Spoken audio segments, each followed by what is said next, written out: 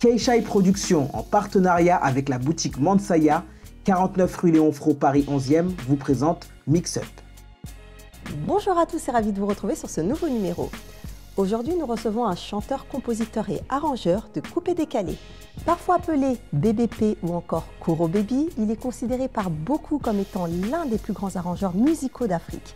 Il fait partie des icônes du coupé décalé. Il est connu pour avoir produit des artistes tels que Mix Premier avec le single Bobaraba, Serge Beno de Bordeaux ou encore DJ Arafat. La danse de tous les amoureux.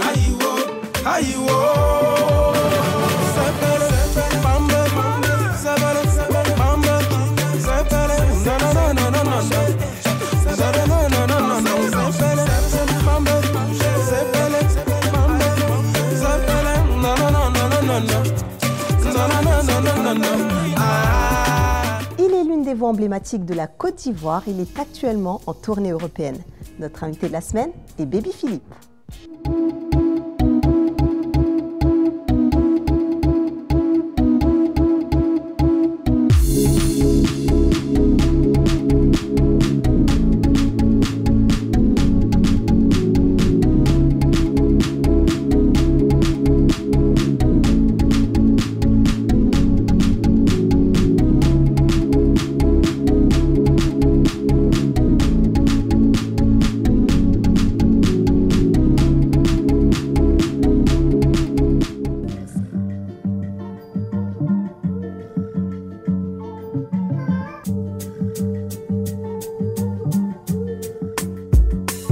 Alors Baby Philippe, bonjour. Bonjour. Merci d'être avec nous aujourd'hui. Merci. Alors pour te présenter, tu as 29 ans, tu es né à Trècheville, donc dans le sud-est d'Abidjan. Donc tu es chanteur, auteur, compositeur, arrangeur. Donc tu évolues dans le coupé décalé, dans la world music, dans la musique électronique aussi et l'afropop, bien évidemment. Ton père était passionné de musique. Exactement, oui. Tout ce que je fais aujourd'hui, je tire ça de la passion de mon père. De ton papa. Ouais. Et puis ta maman faisait du chant. Donc à l'âge de 4 ans, tu as intégré l'orchestre de l'église en tant que guitariste. Tu chantais aussi dans la chorale d'église, tu faisais les chœurs. Oui, je jouais plus les instruments. Mais tu chantais aussi. Oui, je chantais par moments. Tu le dis pas souvent, mais tu chantais. Rire. Alors, tu joues de la batterie, de la basse, du piano, du djembé. Et par la suite, tu as intégré le groupe de musique de ton père, donc ce qui t'a permis d'apprendre à composer un petit peu des cantiques chrétiens. Donc en 2003, tu obtiens ton concours d'entrée au lycée d'enseignement artistique au sein de l'Institut national des arts et de l'action culturelle grâce à ton talent et à tes études. Donc tu as appris la composition, l'arrangement et tu finis par te faire un nom en tant qu'arrangeur musical. Alors finalement, en voyant un petit peu ton parcours, je me demande si depuis jeune, ça t'était réellement prédestiné ou est-ce que tu as suivi tout simplement les traces que ton père avait pour toi, quoi? Bon, c'est la question que je me pose souvent, si c'est parce que mon père était fan de musique ou c'est parce que j'étais prédestiné à cela. Mais je pense que la musique, c'est le métier auquel je suis destiné. Voilà, donc tu ne penses pas que tu as été conditionné finalement? Non, je n'ai pas été conditionné parce que même les frères avec qui je faisais la musique quand j'étais petit, ils travaillent, donc il y a des ingénieurs, il y a des techniciens et tout. C'est moi seul qui suis finalement resté dans la musique. Dans la musique. Voilà. Alors tu as commencé à l'église Tabernacle de Port-Bouët? Oui, Réveil d'abord. Réveil d'abord et ensuite Tabernacle. Ouais. Et de 2004 à 2007, donc tu as travaillé dans les studios de Freddy Assogba, à Marcory. Oui, à Marcory. Et tu as participé aussi à l'émission Podium, qui est un tremplin pour les artistes finalement en développement. Qu'est-ce que ça t'a apporté tout ça? L'expérience du live surtout. Voilà, ce qui fait qu'aujourd'hui, Baby Philippe... Et dans les églises, c'était aussi du live. Exactement, exactement. Maintenant, après, à l'église, on est purement dans un milieu religieux.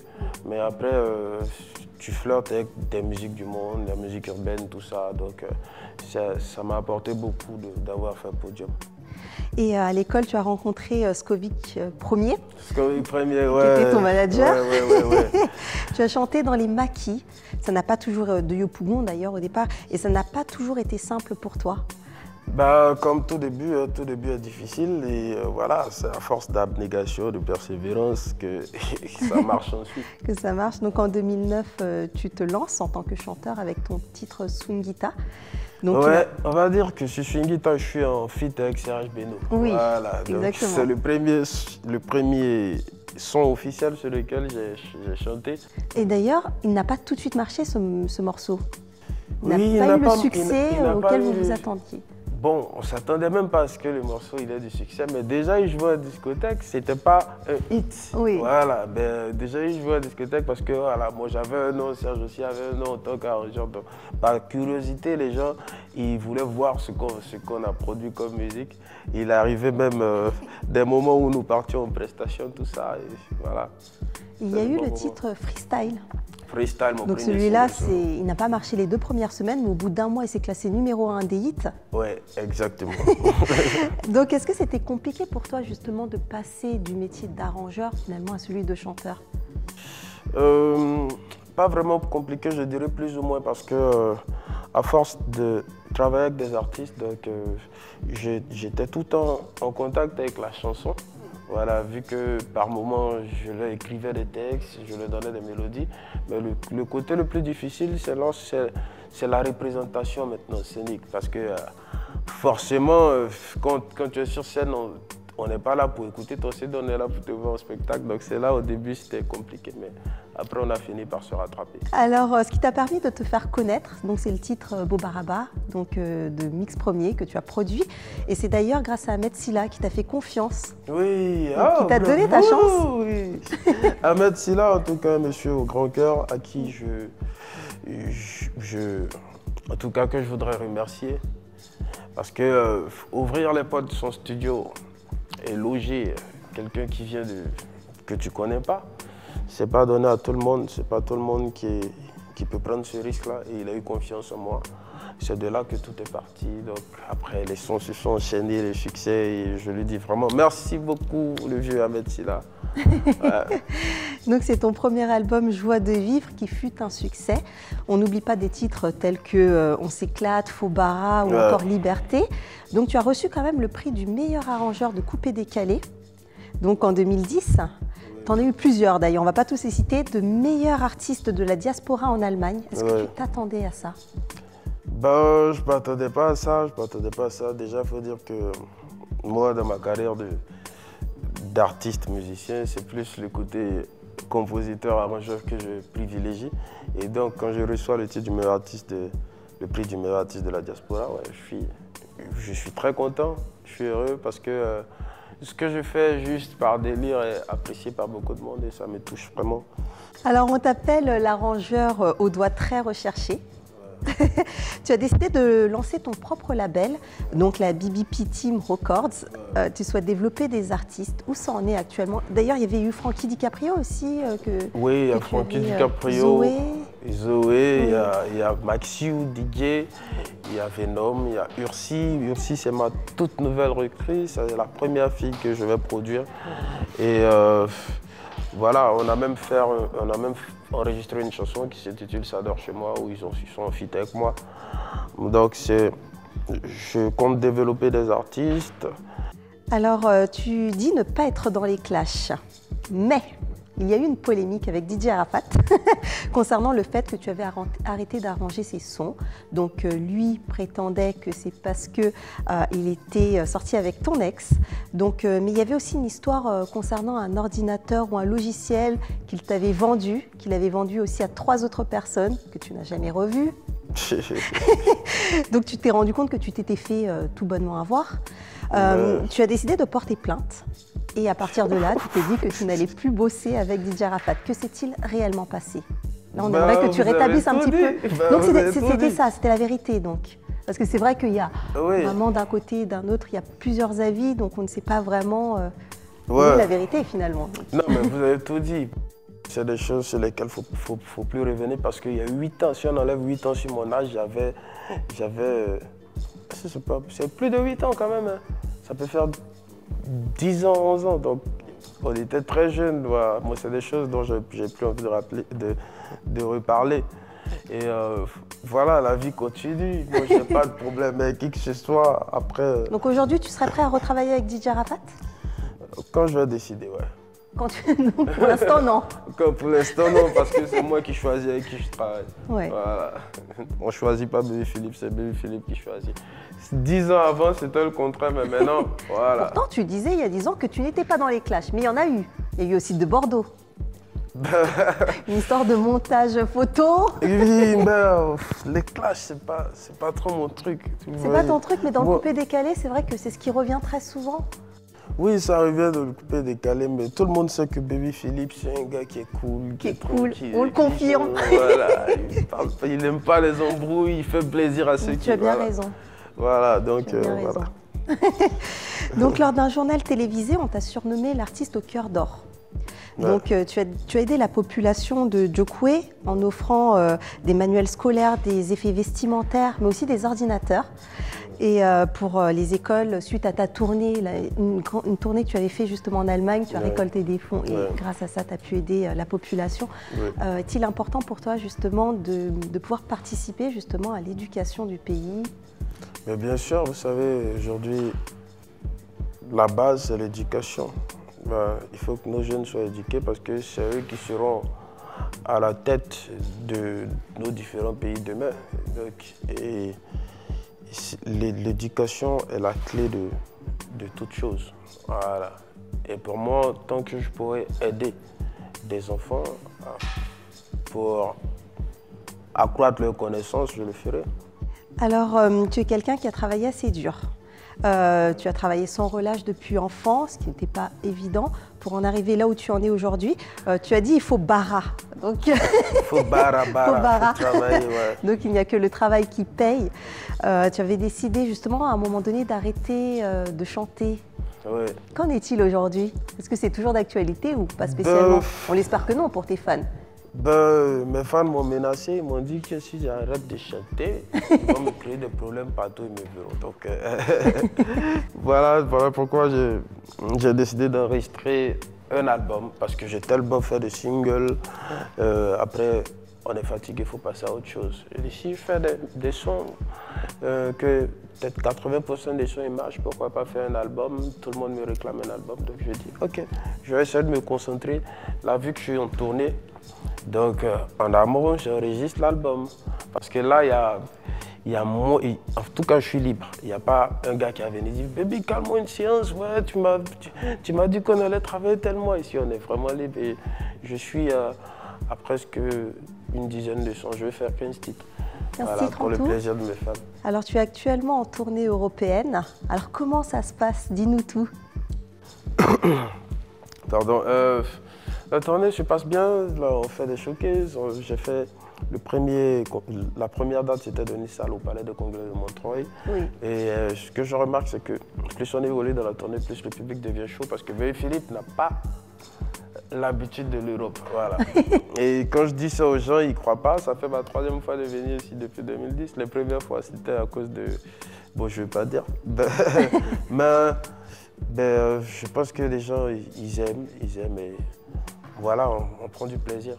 On te souhaite plein de belles choses. Merci. Alors, Baby Philippe. Ouais.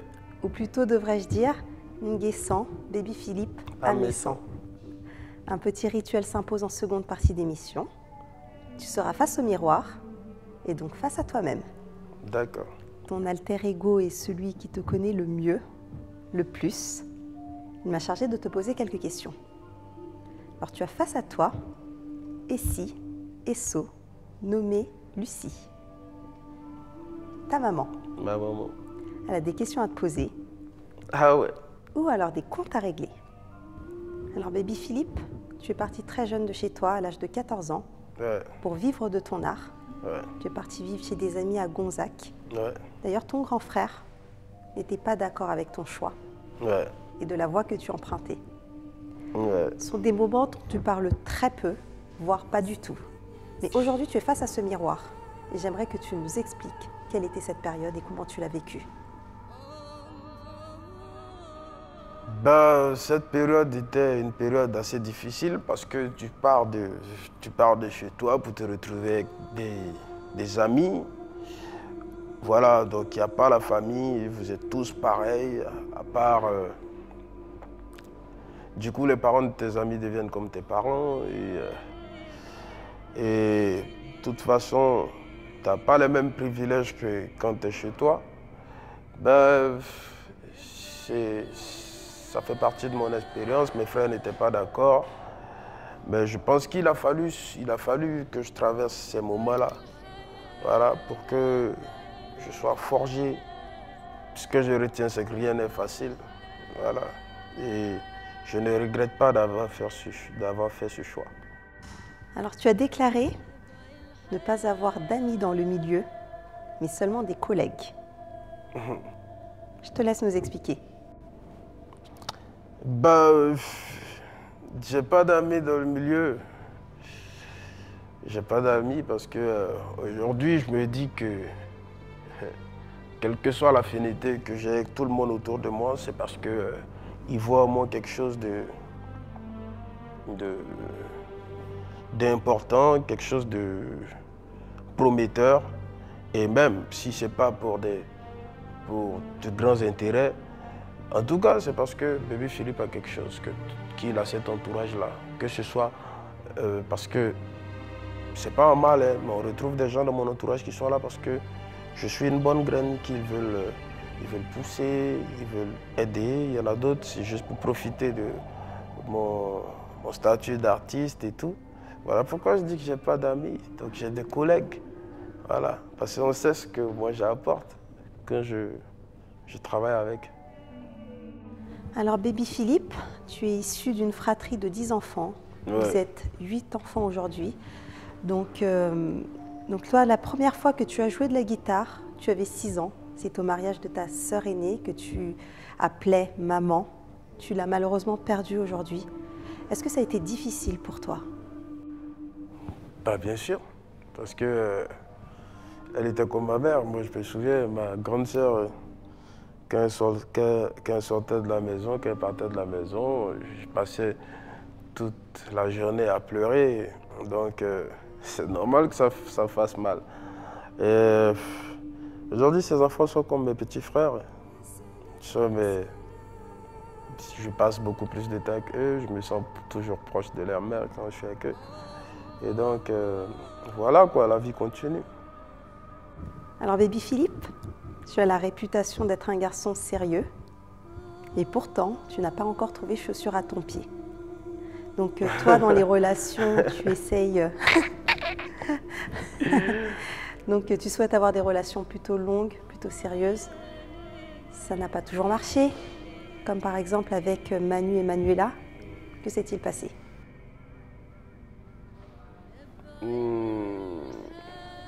Avec Manu et Manuela, il s'est passé ce qui arrive dans beaucoup de foyers. C'est que on est ensemble et voilà. Après, ça ne marche plus, ça arrive à tout le monde. C'est juste qu'elle, c'était la première femme que je connais. Voilà, donc ça n'a pas marché, ça n'a pas marché. Et là, voilà, la vie continue. J'espère que je vais trouver la chaussure à mon pied.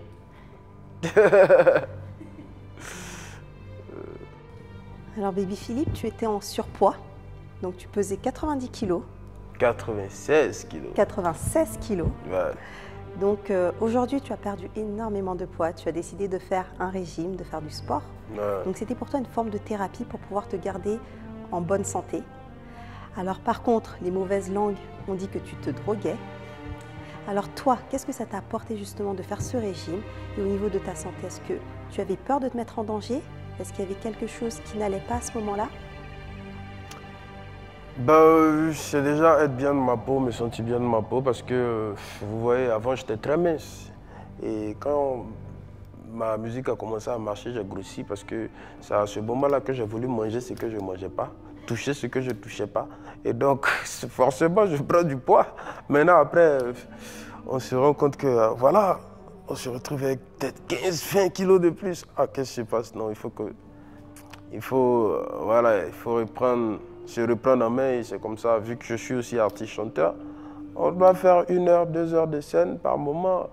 Et le poids, il faut être en tout cas en bonne condition physique. Donc voilà pourquoi j'ai décidé de me mettre au régime, faire du sport, redevenir normal.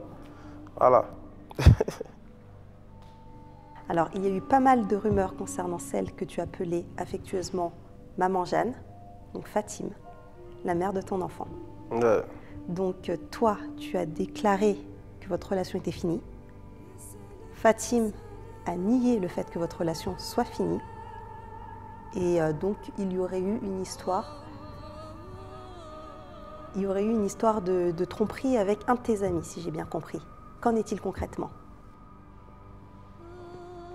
Non, en fait, c'est pas avec un de mes amis que ça s'est passé, mais ce sont des problèmes internes. Voilà, donc il y a ma fille qui me regarde, je peux pas dire de bêtises, et voilà, ce qui est arrivé est arrivé. C'est juste qu'on n'est plus ensemble, mais on est liés à cause de ma fille que j'aime du fond de mon cœur, qui porte le nom de ma mère. Alors, tu as une fille dont tu viens de nous parler, Samy Samuela, oui. auquel tu es très attaché. Ouais. Tu es très dévoué à ta fille. Alors, est-ce que c'est pas compliqué pour toi en tant que papa de devoir partir, faire des tournées, de laisser ta fille pour pouvoir exercer ta passion et ton métier? C'est tellement compliqué, voilà, pour que c'est vraiment compliqué, ouais. Il faut que j'avoue, parce que ma fille passe pas beaucoup de temps avec moi, mais je pense que bientôt je vais l'emmener avec moi dans mes tournées, dans mes spectacles et tout, à laquelle je serai en vacances, pour me rapprocher encore plus d'elle, parce que il ne faut pas que l'enfant grandisse avec l'impression d'être loin de son papa. Alors, il y a eu le samedi noir inoubliable, donc, qui a été le jour de la perte de ton papa, donc, qui a été un moment très difficile pour toi. Est-ce qu'aujourd'hui, tu as réussi à te remettre de tous ces événements? Ben, bien sûr que oui. Bien sûr que oui, parce que mon papa, il était fier de moi. Voilà. Donc, et c'est ma plus grande joie qu'il soit fier de son fils. Il m'a bien éduqué et aujourd'hui, je pense que j'ai gardé toutes les valeurs qu'il m'a inculquées. Ben, on ne peut jamais oublier parce que sans lui, je ne serais pas là. Voilà, sans lui, je ne serais pas là et je me suis remis parce que je pense que c'est ce qu'il voulait. Voilà, que je puisse emmener son nom encore plus loin parce que Baby, c'est son nom. Voilà, donc je pense qu'il est fier de moi, c'est l'essentiel. Alors, Baby Philippe, l'émission touche maintenant à sa fin. D'accord. Mais avant ça, sache que l'invité de l'émission précédente a décidé de te poser une question ou alors de t'imposer un gage. L'émission sera d'y répondre ou de l'accomplir. Regarde, ça se passe par ici. Alors, prochain invité, voilà, si c'est un garçon, il met une kippa sur la tête pendant l'émission, ou à la fin de l'émission, à ce moment-là. Là. Que tu vas nous fournir, que je vais fournir, bien sûr, avec un grand plaisir. Je ne suis pas prosélyte, hein, mais une kippa sur la tête du garçon. Et voilà, il faudra accepter de prendre toutes les photos. Vraiment beaucoup d'appareils. Je ne sais pas s'il y a plein d'appareils. Il y aura plein de photos. Et puis, si c'est une femme, une jeune femme, une femme plus âgée, peu importe. Voilà, une petite dédicace à l'Afrique hein, pour les femmes qui transportent plein de trucs sur la tête comme ça. Donc juste une petite bouteille d'eau pendant l'équivalent de 10 secondes pour leur rendre un petit hommage. C'est équilibriste, parfait. Voilà. Merci beaucoup, bon courage. Merci. Alors voilà la kippa de Desporuti. Donc ton gage, c'est de porter cette kippa devant nos caméras et devant Desporuti. Ok. Tu te l'as prêté gentiment. Merci pour l'émission. Despo. Je sais pas à quoi ça va ressembler. Alors je crois que tu la portes très mal. Ah ouais. La kippa se met plutôt comme ça. Voilà, elle se met plutôt à l'arrière. Voilà, ouais. voilà. Eh ben Ouais, voilà. une grosse tête. Eh ben dis donc, ça te va bien? C'est vrai ça? Bah oui. Oh non, Ça je te va suis bien touché, merci, merci mon gars. Oh là, ça. Bah, merci Despo. Merci Despo, merci Despo. Eh ben écoute, on se quitte, je te fais la bise. Et puis à très bientôt. Ouais. À bientôt. Merci à toi. Pour en savoir plus sur notre invité, rendez-vous sur sa page Facebook Baby Philippe. Si vous souhaitez revoir les replays de l'émission, rendez-vous sur notre chaîne YouTube Mix Up Vacation Asaf. À très vite.